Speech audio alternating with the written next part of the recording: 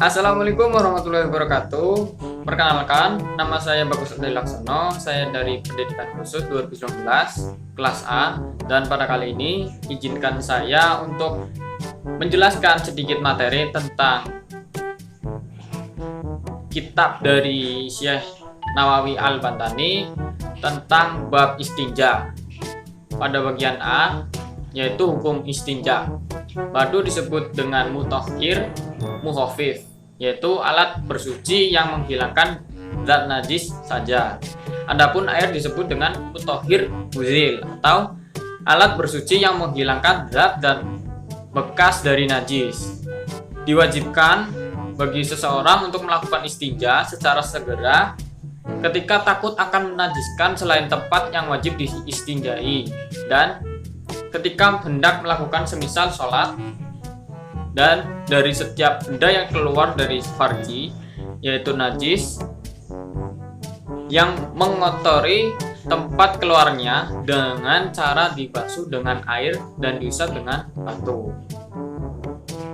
Adapun syarat-syarat batu yang mencukupi untuk digunakan istinja bagi orang yang hanya ingin beristinja dengannya tanpa air, ada 8 syarat. Yang pertama, berjumlah 3 batu atau 3 sisi dengan 1 batu.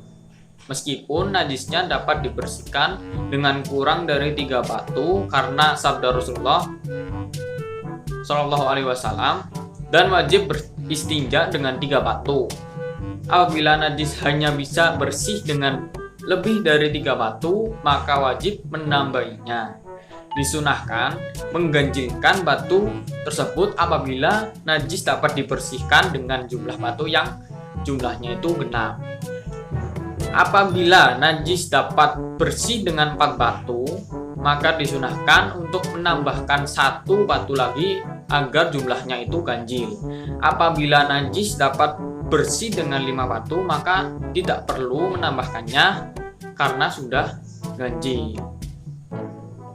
Adapun cara yang paling utama dalam beristinja dengan batu adalah bahwa seseorang mengawalinya mengusap dengan batu pertama dari bagian sisi kanan dari saluran kotoran, kemudian diputar sedikit demi sedikit hingga sampai lagi pada bagian sisi kanan di mana ia mengawalinya.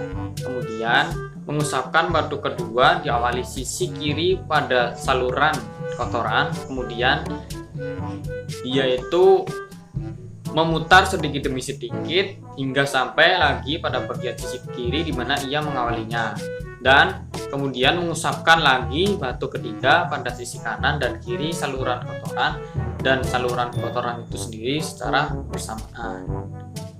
Yang kedua, bersihnya tempat yang diistinjai sekiranya tidak ada yang tersisa kecuali hanya bekas yang hanya dapat dihilangkan dengan air ataupun tembikar kecil. Ketiga, najisnya belum kering karena apabila najisnya sudah kering maka batu itu tidak bisa menghilangkannya kecuali dengan air. Keempat, najis yang keluar tidak berpindah dari tempat yang dikenainya pada saat keluar, serta najis yang keluar itu menetap di tempat yang dikenainya itu. Yang kelima adalah najis yang telah keluar tidak dikenai sesuatu yang lain, yang maksudnya itu baik sesuatu yang lain itu berupa benda najis secara mutlak yang basah atau kering, ataupun berupa benda suci yang basah yang mana selain keringat. Keenam, najis yang keluar tidak melewati batas shahwah seseorang. Maksudnya itu tidak keluar melewati batas sisi tubuhnya saat buang air besar. Yang ketujuh, najis yang keluar tidak terkena air yang tidak menyucikannya,